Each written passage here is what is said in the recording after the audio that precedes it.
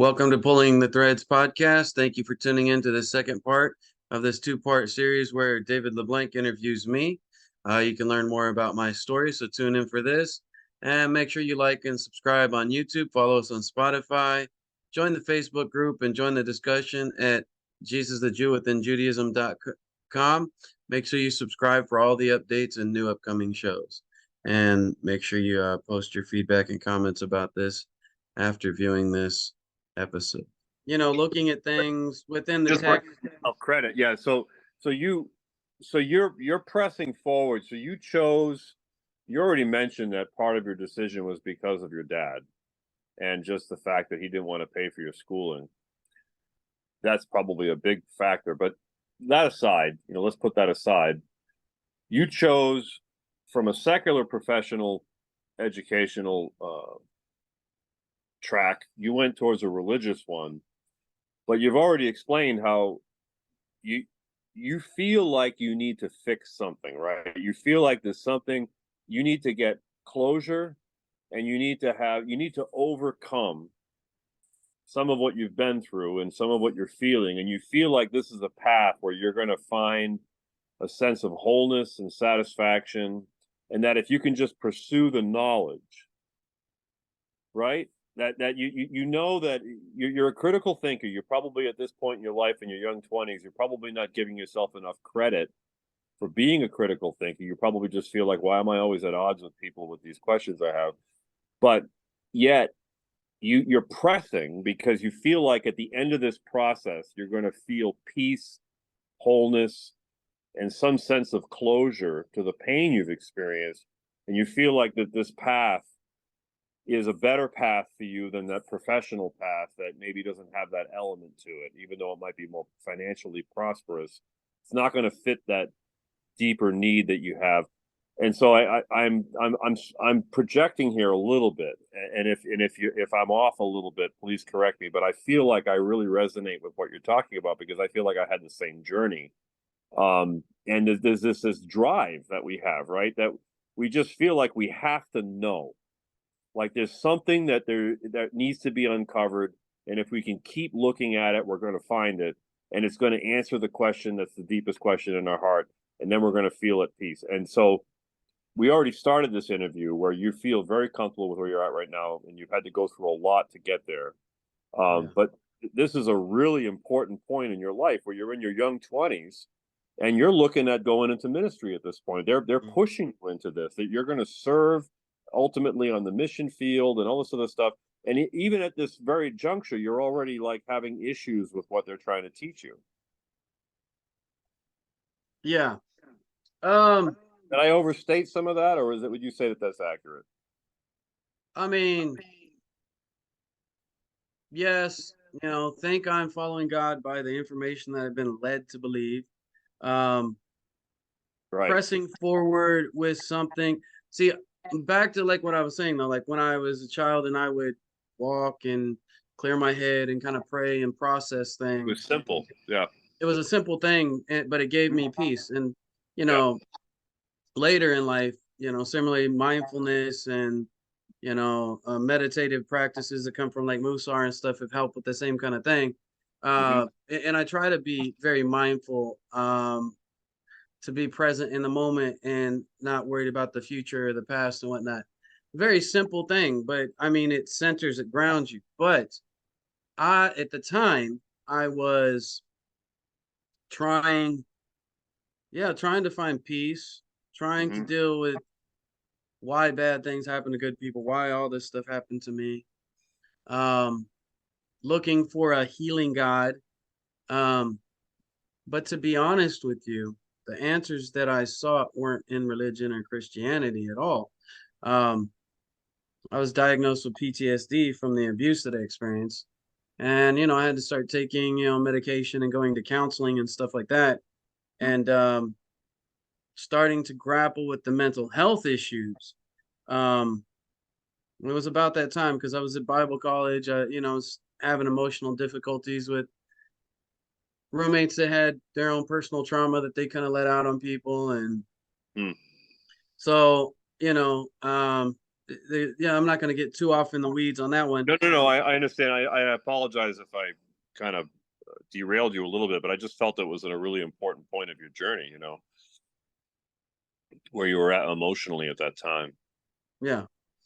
So, I was vulnerable for sure, and looking for, looking for peace, looking for happiness, looking for healing, wanting to be a good person who gives good to this world versus mhm, harm. yeah, Trying to be conscientious, but really at that point is where I started taking my mental health seriously, and interesting. you know, years of counseling to work through all the trauma to the point where I feel like I'm able to help people, and it's probably why I have a more balanced view of things, and Yeah, compassion for others, all the stuff I've been through. I mean, if you're aware of your own pain, how can you not be considerate of other people in difficult times, yeah. Like we talked about earlier, pain brings empathy. So, from there, so you're in Bible college, and again, I'm not trying to psychoanalyze you here. I'm just trying to help you bring forth some really relevant stuff for the audience. Um, so at some point, you ended up in the mission field, right? From this experience. So yeah, immediately afterwards, I did like a 2-month mission trip. I was involved. I got involved with a young adult ministry in the Assemblies of God, and I was leading a small group. Um, and then I was doing some mission work and stuff here and there. And I'm trying to think. Somewhere in there, I met my ex. Um, Kind of in that time frame there. So she And was then involved I with some. started to get in Christian rap music at that time also. Was that? Okay, I said so. You met your wife through Assemblies of God. No, I met my wife through a friend who I was training for a Tough Man Championship. She was Oh, a okay. she was a coworker of his. Oh, Uh, okay. Well, I just assumed. Yeah. Okay. um, but yeah, no. So I didn't actually meet her through the religious thing, but her mom was strong Southern Baptist. I think they went to Oak Cliff Bible Fellowship or something like that. Um, but yeah, so I mean, I was involved in lay ministry. Hmm. Um, I hadn't got, I didn't go into full-time ministry.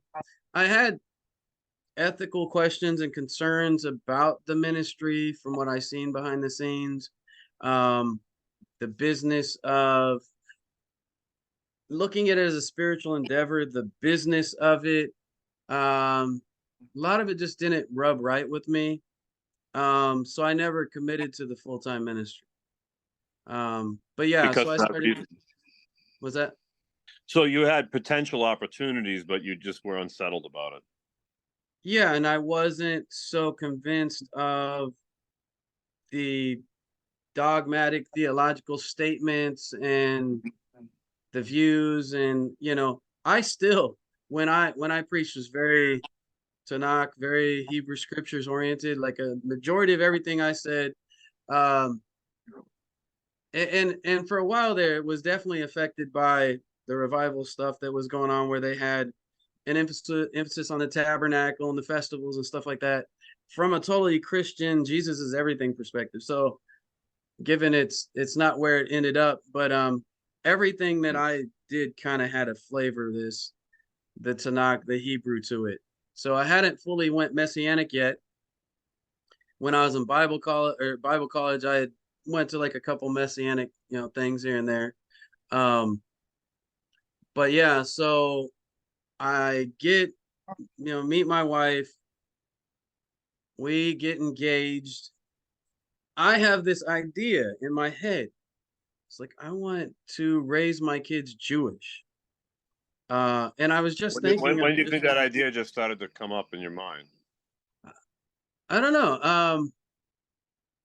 It's interesting because it did come to my mind, and it was just I want to raise my kids So at Jewish. some point, you just had this idea that you. Well, okay, so part of it is this. part of it is this. I wanted to give my kids a culture and a tradition. Being raised Jehovah's Witness, where you don't have birthdays and holidays and stuff like that. I want to give my kids a culture and tradition that's meaningful, that they have memories together. Because when you don't do things with family together for the holidays or like Thanksgiving or any of that kind of stuff, because the devil had something to do with people getting together and enjoying themselves.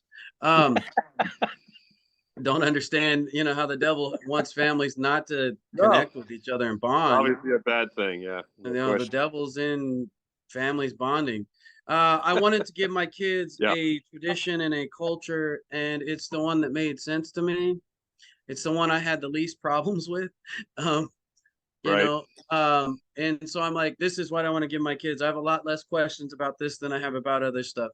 But and that was the thought. And then I'm like, well, and trying to get her there. We ended up settling on a Messianic synagogue because it was a lot easier. We had started couples therapy at a Covenant church in Carrollton, Texas. You have children at this point? No, no. Okay. This was pre-marriage.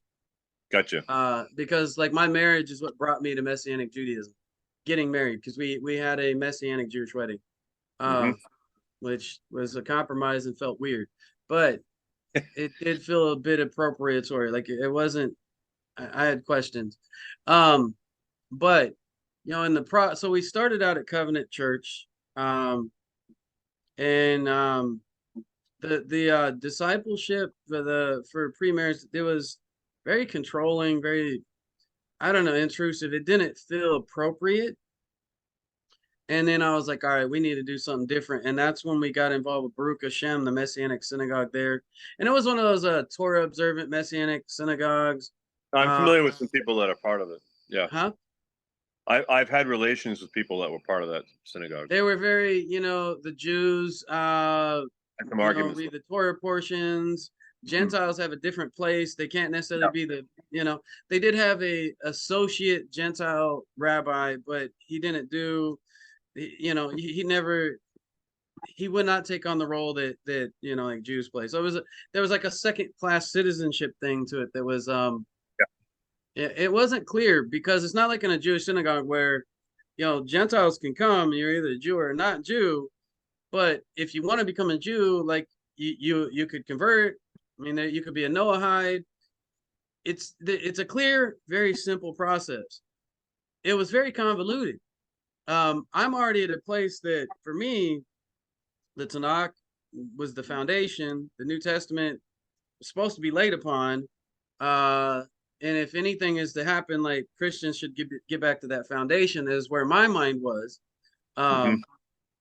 As I'm in it, there was just a lot of questions. But in the beginning, it was a strange place to be.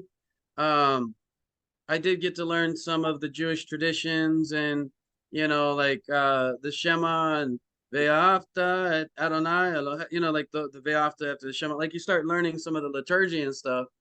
And so that was good exposure. It wasn't a full synagogue, though. It was right. And I started going to like the JCC there and stuff sometimes. And let me ask you a question, because it's different. I'm very, very, very familiar with the Messianic Jewish movement, and there are some Messianic Jewish synagogues that openly discourage conversion to Judaism because they don't want to lose their congregants, because they know if you start going to a Jewish shul, you're probably going to leave Jesus, you're probably going to convert.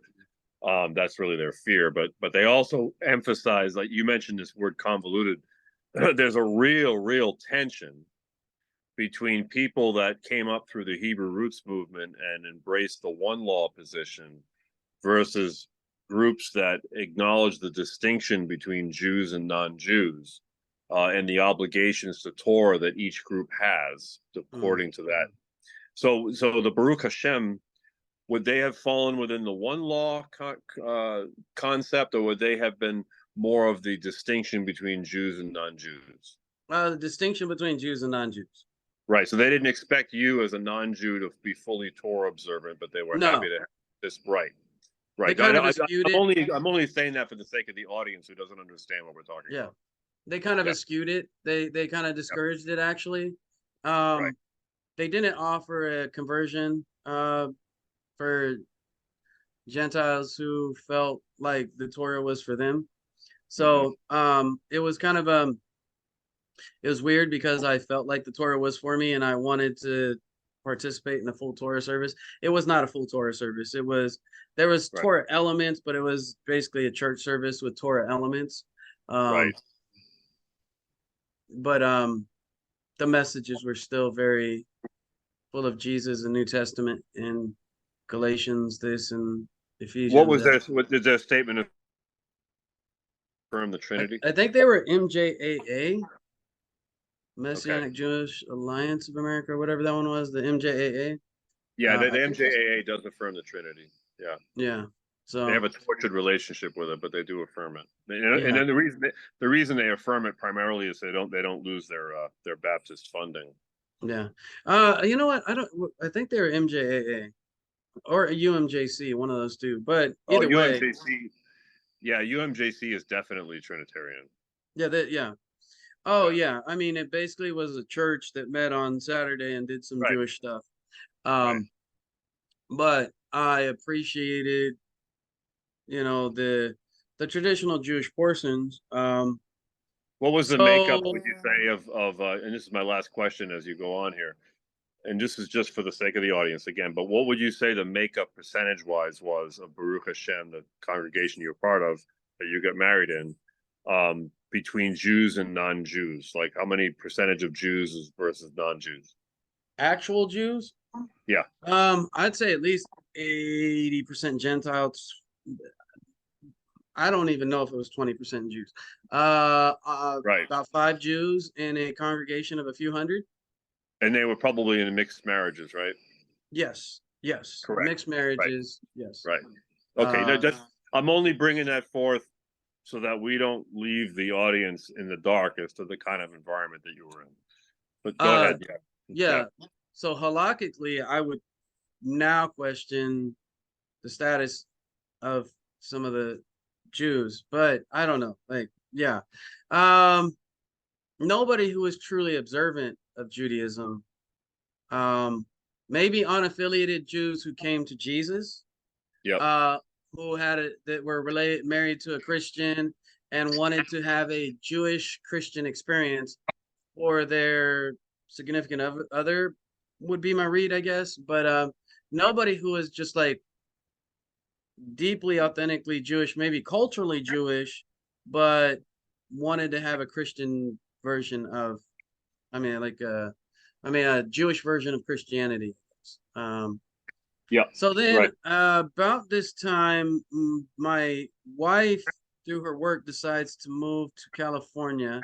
We end up in Santa Maria, California, and we are involved in a small Messianic group there for about 2 years. And then um, Dr. Raymond Gannon, who was part of the Jewish Voice ministries, was looking to start a branch of King's Seminary in Phoenix, Arizona.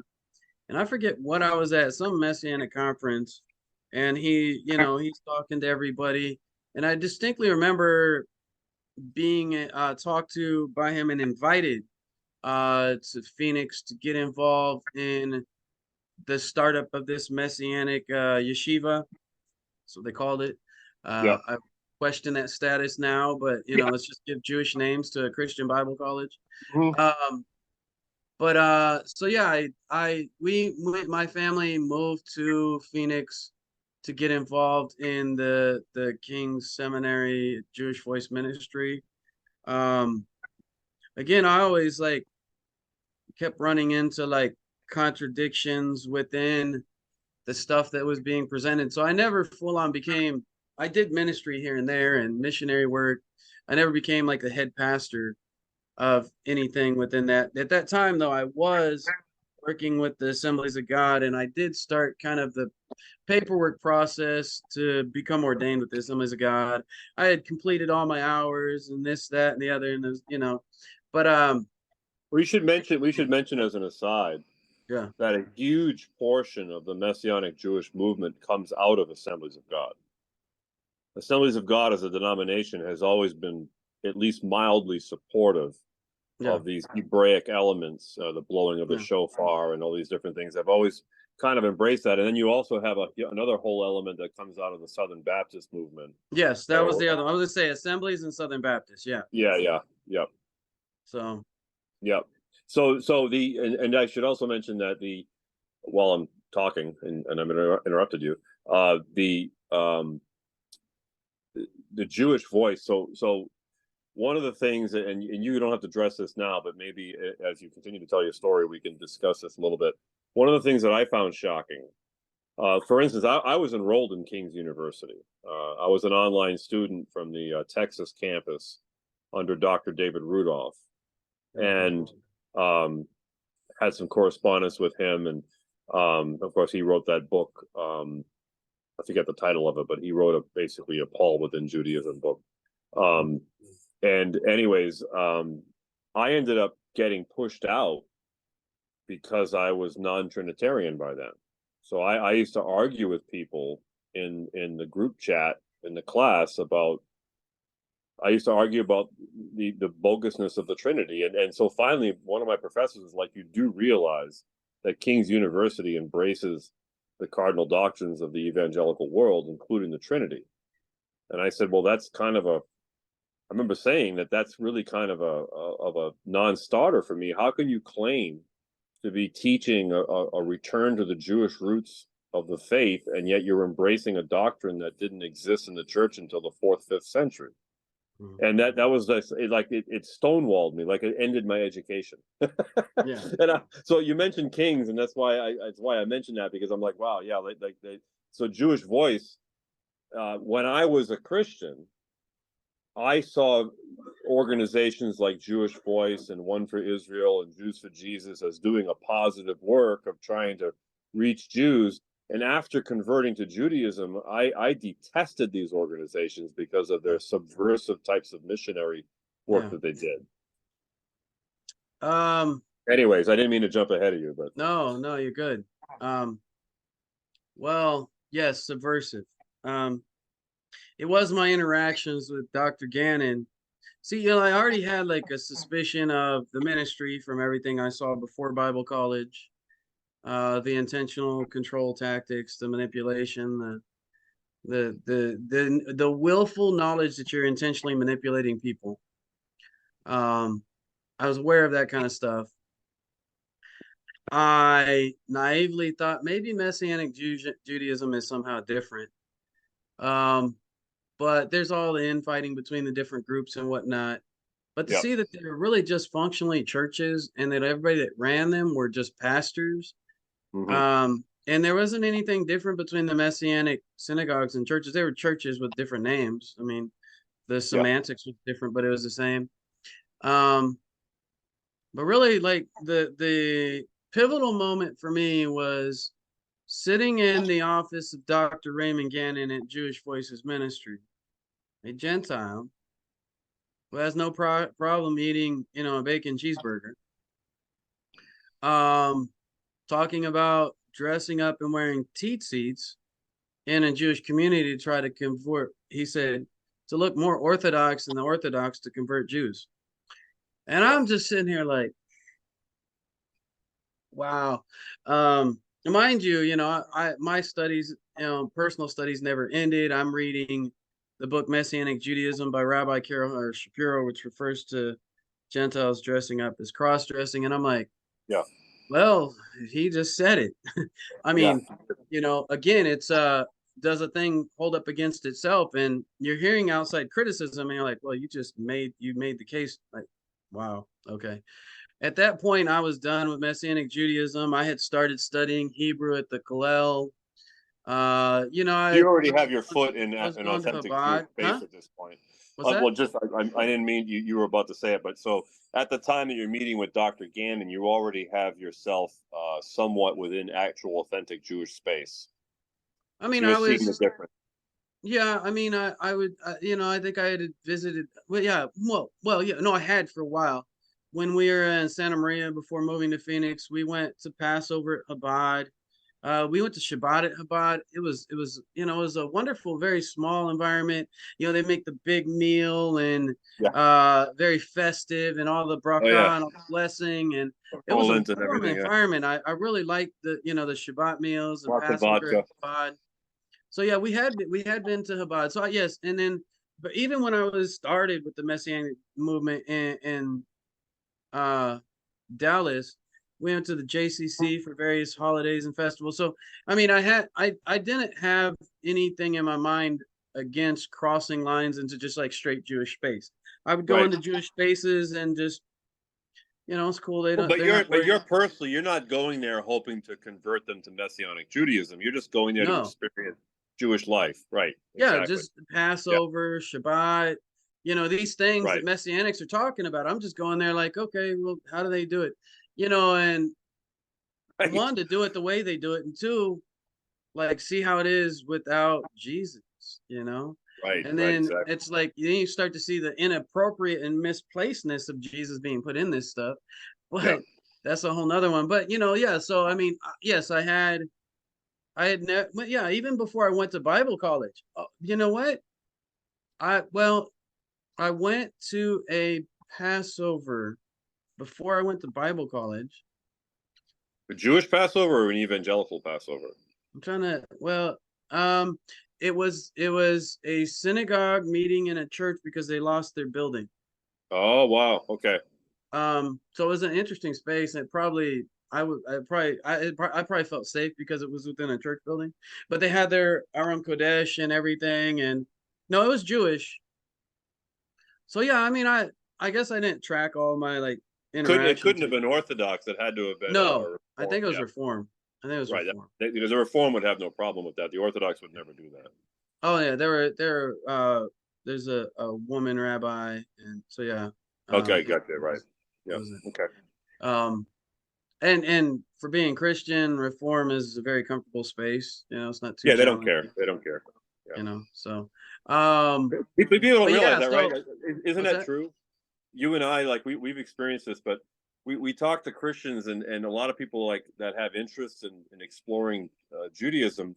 They don't realize that if you go to like a reform or even many cases a conservative shul, they don't care if you're Christian. You don't have to hide it from them. Like they really don't care. They're happy to have you there and visit, and it's really not an issue. It's an issue for the Messianic Jewish congregations because they're trying to get you to be part of their space. The Jewish, like, yeah, you can come celebrate Shabbat with us. We'll have a Yeah. kiddush together. They don't care. They could care less. Yeah, I Right. was I was a Gentile Messianic, and went to Chabad Passover and Shabbats, and no No, yeah, they'll one. welcome you anytime. Yeah. Yeah, it's just like nothing. It was yeah, As long as you don't try to proselytize. yeah, yeah. Right. So Mm-hmm. yeah, I mean, so yeah, about that time I started. I was going to the Kollel in Phoenix to learn Hebrew, and I took a course on Musar at the Jewish Learning Yeah, you and Institute. I discussed that last time you talked to me. Yeah. And I was getting into like Hebrew, Jewish spirituality. Mm-hmm. Um, and I guess I settled on the conservative movement as where I wanted to convert. We were going to the new shul in Scottsdale, and it's a Rabbi Shlomo Carlebach style minyan, so very spiritual davening. Music and stuff. Yeah. Yeah, it was very, it was very, very. I liked it a lot. Um, Also the Jewish catalog, Rabbi Strassfeld. So he came out of kind of a Reconstruction Jewish experience. So very eclectic, kind of pick your traditions, figure out how to make it work for you, make Judaism your own kind of thing. So it was very eclectic, very spiritual environment. So we started going to New Shul. I eventually approached the rabbi about going through conversion. That whole congregation went through a Musar thing, and it was kind of a Musar thing within the conservative movement. So it was more mindfulness, meditative, but definitely um, group meetings and your like individual, the Havaruda and stuff like that. It was Yep. It was a very spiritual experience. I liked it a lot. It helped me connect with it. It was definitely a good transition. I like the davening of the Karl Bach style minion. Um, it was a good experience. And then we're going through the conversion. Um, part of what got us to This that is you, point, this is you and your wife, right? Going through this together. and my son. Okay, Uh, your son is born at this point. We didn't my talk about son that. was born in 2007. Okay. So he was a little kid when we were in California, and he Yep. was, um, one of the deciding factors for my ex was my son said he wanted to go through conversion. And so she was like, that helped my ex decide she wanted to do it too. And so we Okay. decided to do it as a family. Yep. And so we took the intro to Jewish courses at a conservative shul. New shul is an independent shul, but the rabbi is a conservative. So our conversion was conservative, but it was independent minion. So he was from the But Jewish Theological Seminary, but the shul itself was unaffiliated. yes, it was unaffiliated. Yeah, Right. and Right. he was influenced more like by the Reconstruction Judaism, so it was a little more eclectic, a little more open. It was very interesting. It was very spiritual, but very open. As Yeah, intellectual I was space, but converted spiritual also by, space. yeah, I was converted by someone from the same persuasion. Yeah. Yeah. So I mean, Mhm. it was interesting. I mean, it worked. And then after our conversion, I got to finally have my Jewish wedding. Well, one of the things, like, so in the conversion, one of my favorite memories was going to the mikveh with my son to complete our conversion. Being able to do that with my son is just it's a moment I always cherish. It's a beautiful Oh, yeah, thing. that must have been amazing. Yeah. It was, and to have that with my son is a beautiful thing. And then we ended up getting married and having a Jewish wedding that I wanted in the first place. A That didn't real save Jewish our wedding. marriage. That Yeah. didn't save our marriage because it ended up not working out. But That's I unfortunate. got Yeah. to have the Jewish wedding I wanted to have, and we're raising our kids Jewish, and that was what I had set out wanting to do. And I was finally in a space though where my mental health was a lot better. Mm. Um, and I was no longer holding on to like Jesus as anything. So let's I let's talk about that for a minute. I know we've yeah gone kind of long here, but I yeah feel like this is a really, really healthy interview. So hopefully those who are watching this, maybe you can break it up into two parts or something. But what what point? Because I don't know that you can even pinpoint it, but maybe you can. So at some point during your journey, now obviously you've articulated very clearly how you always were attracted more to the Tanakh and always to the Hebraic perspective. It sounds like through the Brownsville thing, you got exposed kind of to the festivals. I know when I was associated with FFOZ, um, there was a number of individuals, and of course I was friends with all those guys, and I don't really have much relationship with them now. I'm still friends with Toby Janicki, but um, there was always this conversation about the different doorways that people enter the messianic space. One was through study of the text, study of the Torah. One was through the charismatic expression of trying to recapture the shofar and there was another door that was through the festivals. So people that started studying the biblical festivals and the biblical feasts, many people entered the messianic world through that door. But at one point for you, now you're speaking in glowing terms about your authentic Jewish conversion. And I can relate with this personally on a very emotional level. The highlight of my Jewish experience was the immersion in the kosher mikvah at the conversion ceremony. That was a deeply moving, emotional experience for my wife and I. And I don't care what anybody thinks about it. It was very real, and it was something that was very personal. And people can dismiss it if they want. I don't care. It doesn't matter because it meant a lot to me. I'm sure you feel the same way. Um, but there's a process, right, to where you get to that point. Like, how did you get from the messianic mindset where you were like, you got Jesus in your back pocket, but you're studying this Hebraic perspective, to where you were comfortable, which so many people are not comfortable doing this. Many people are afraid to let go of Jesus.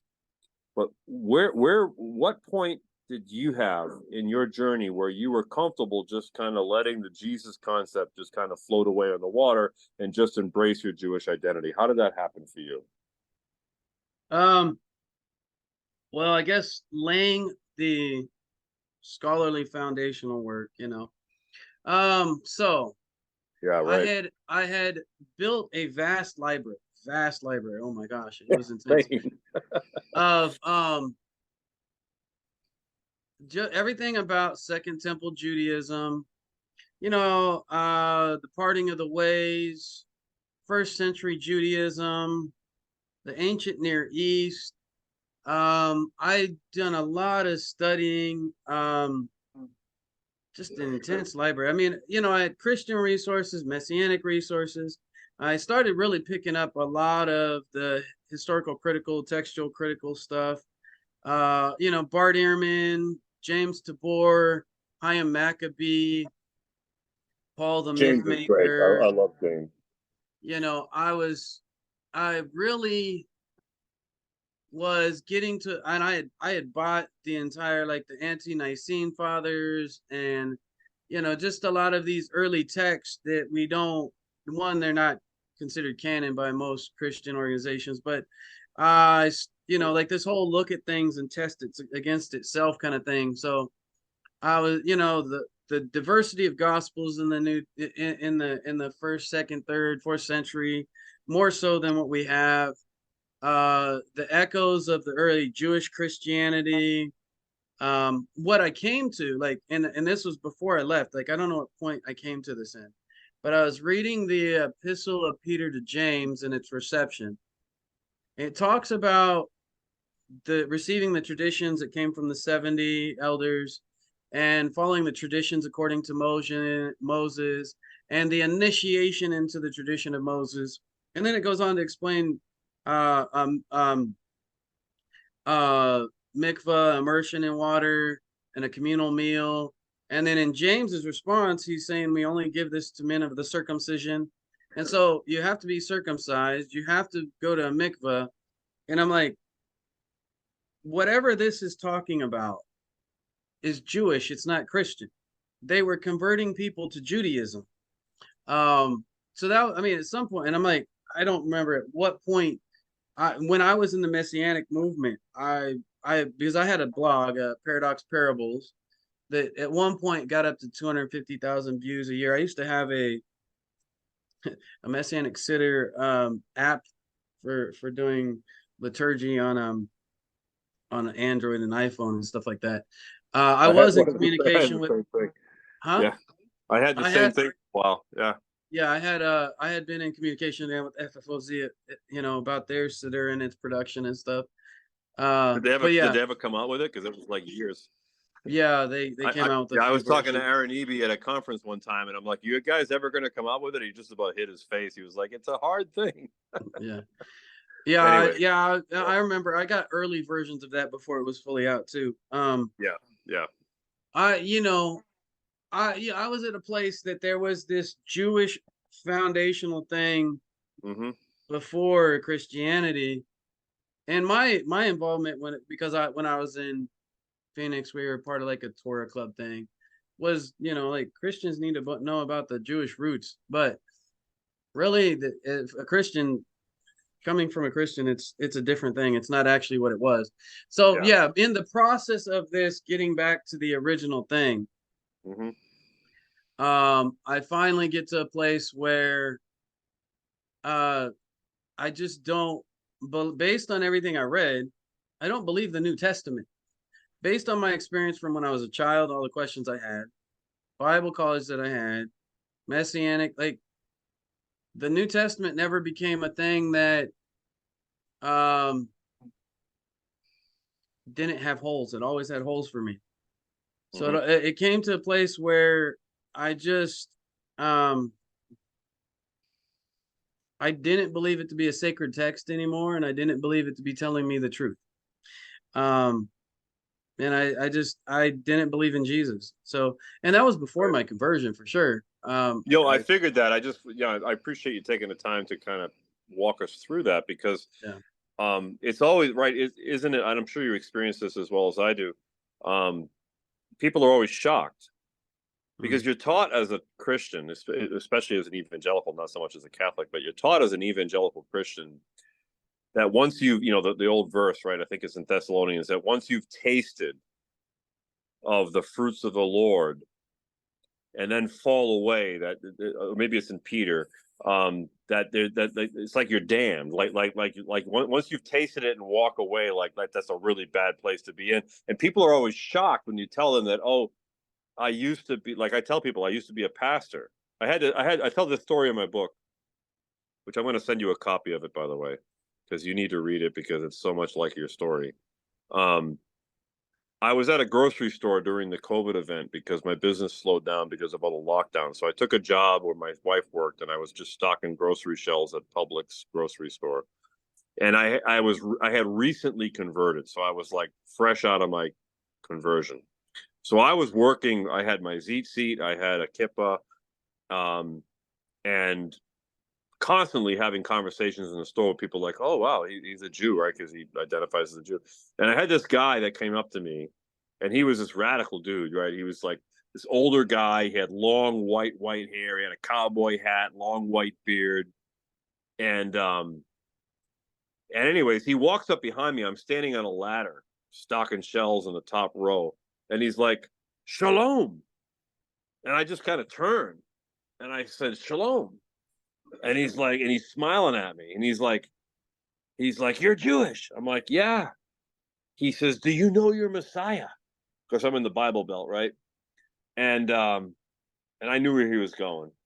And I just smiled at him. I didn't really want to have a scene. I didn't want to get into a thing with him, but I just smiled at him. I'm like, yeah, I just nodded and I said, I just waited for him to talk, really. And he's like, do you know Jesus? And I said, I don't believe in Jesus. And so I was giving him an out, like, here I am, I'm openly Jewish. Like, the polite thing to do is to not press the issue, but this guy was not, he was, his eyes spinning in his head, right? And he's just like, well, that's because you haven't met him yet. And so I'm thinking to myself, and I describe this in the book, I'm like, do I go there? Do I really tell him? Or do I just let him think whatever he wants to think and keep doing my job? Because I'm on the clock, right? I'm feeling like this sense of obligation, like I'm being paid to work. I'm not being paid to talk about this stuff. Mm. And there's people around, and so, and he's being so insistent. And I said to him, I just told you I don't believe in Jesus. I said, I actually used to be a pastor. I was born again at one time when I was a young man.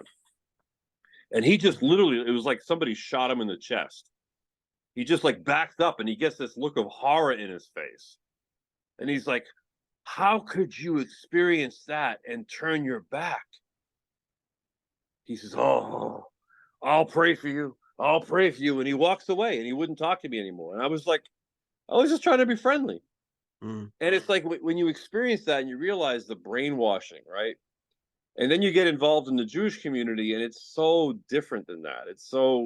You don't have that level of like this, like you mentioned, this dichotomy of heaven and hell and good and evil. It's just, um, so anyways, I didn't mean to take the floor, but I just really relate with what you're talking about. Like you go through this experience, and now you feel, of course, unfortunately, you lost your marriage, but now, how would you describe today? Like, is your son still interested in Jewish studies, or has it waned, or like how does that work for you guys?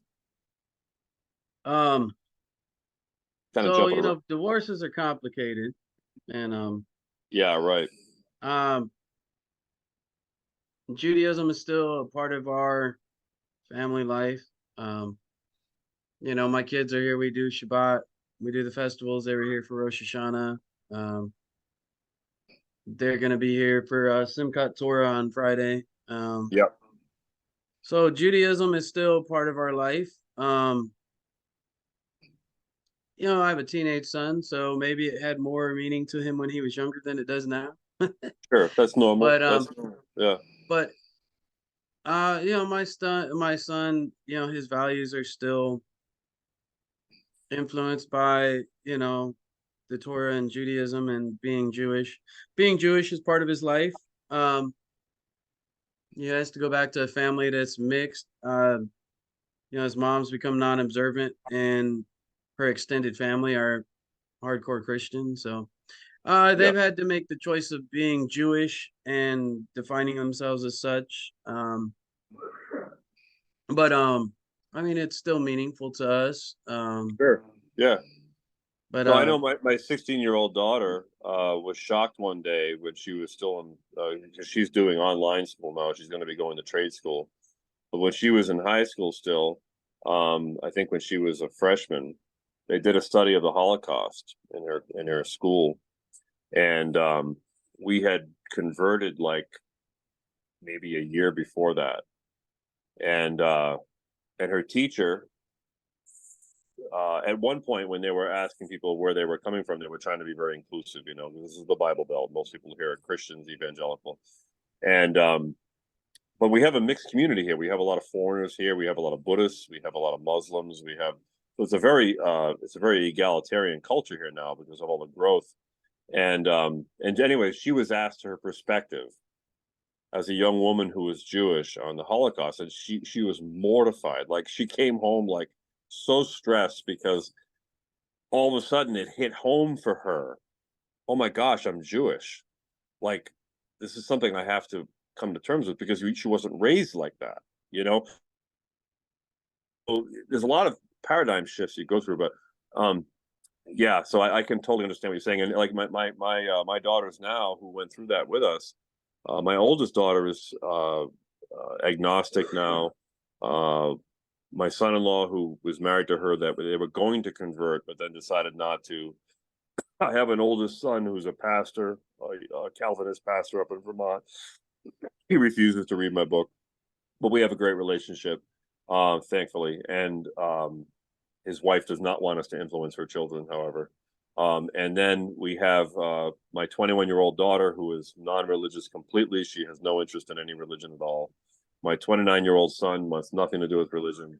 And my 16-year-old now, she's very thankful that she went through the Jewish thing with us because it gave her tremendous perspective and open mind. And that's the thing that I'm most thankful for from our conversion was that it allowed my children to unplug from a dogmatic mindset and be able to look at. And that's one of the reasons, like you and I both share our affinity for the conservative movement, because there's a lot more intellectual diversity that's allowed.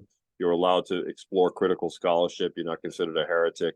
And that's kind of where I was going with this as we start to round the bend here.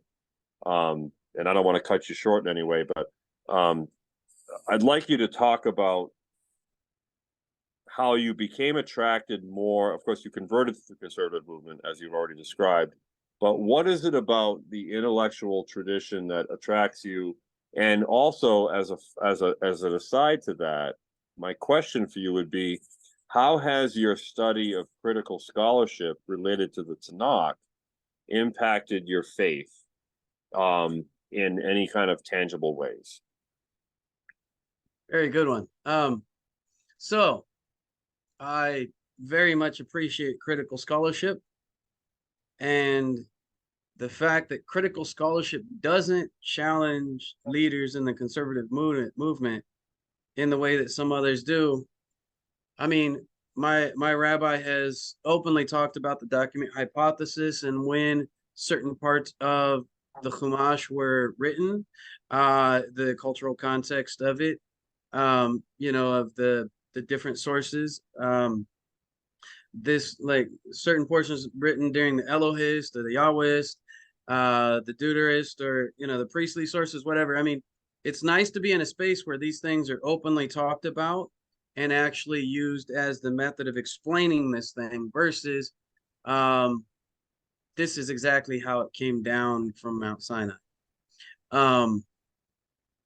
So, I like the intellectual rigor where we can embrace critical scholarship, that this is a cultural document built within the ancient Near Eastern culture.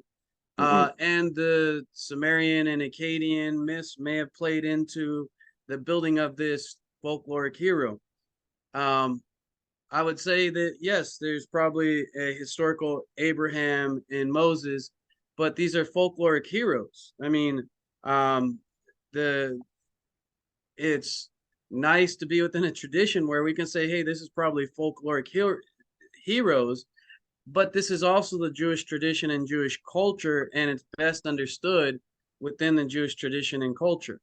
When you take the Tanakh and you look at it with through the lens of the document hypothesis, well, the Chumash specifically, um, and then you look at the cultural underpinnings and what may have made the text, and you have people who are willing to look at it and say, well, our faith isn't diminished because humans created this document and it came from a people and a tradition. Mm-hmm. The fact that, I mean, I love the story of Abraham, like the story, not the biblical one, but Abraham and Ur of Chaldea. Basically, it's on the trading routes up there in, would be Iraq. And, the Tanakh is essentially a suzerainty treaty Yep. between a vassal and his client state. And so the Tanakh is the vassal, the king is Hashem, the Almighty God. Well, the contracts that they wrote in the trade route, Akkadian, they have these vases, and they would write on top of the vases in clay the cuneiform tablets, the little check marks. And the first like writing we have is Akkadian, which are these covenants, the contracts between, shipping and receiving of products from one place to another. They enter into a covenant or a contract. Well, this idea of covenant is the foundation for what becomes the covenant, that is handed down to Moses, right? We have the Epic of Gilgamesh and the Legends of Summer and this stuff, and they have similar flood and creation stories. Now, all of this stuff feeds into, and I like being in a tradition where we can say, hey, these people probably existed, but what we have in the Torah is legendary and mythological, but based on actual people. I like the study of the ancient Near East, and I like, and I even like the benefit of the Talmud is giving us the cultural understanding of what this text meant and the debates about it.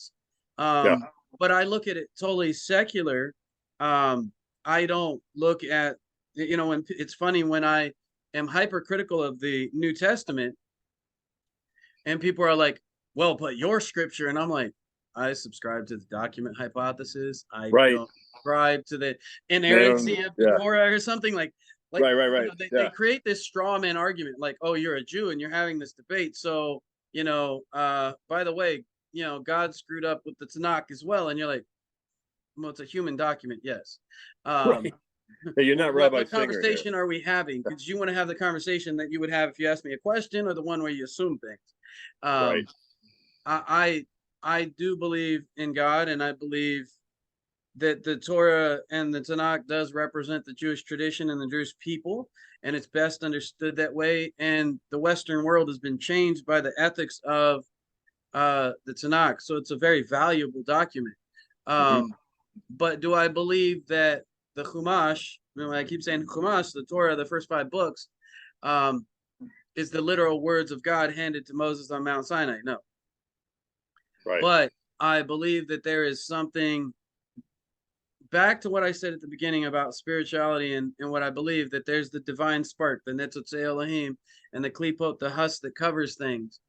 I feel that Judaism gets closest to right, but I don't feel like anybody is perfect and always right. In my view, in summation, for me, it's the closest in what works for me and my family.